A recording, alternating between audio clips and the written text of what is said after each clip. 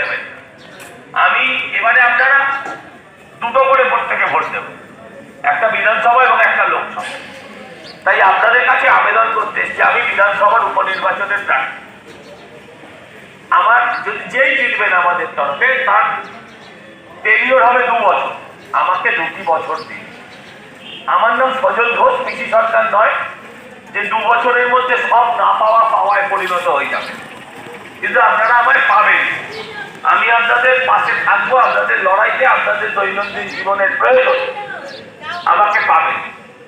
আমাকে 2 বছর দিন, যদি 2 বছর বাদে মনে হয় আমি যা বলেছিলাম লিখতে, এই কথাগুলো রেকর্ড করেছেন, এই কথাগুলো তখন আমার সামনে বাজাবে, এই আবেদন করছি। কিন্তু একটা সুযোগ দিন, একবার সুযোগ দিন। সব দলকে দিয়েছেন এই অঞ্চলের মানুষ, একবার বিজেপিকেও দিন। আমার এবার আপনাদের কাছে আবেদন, এবার জোড়া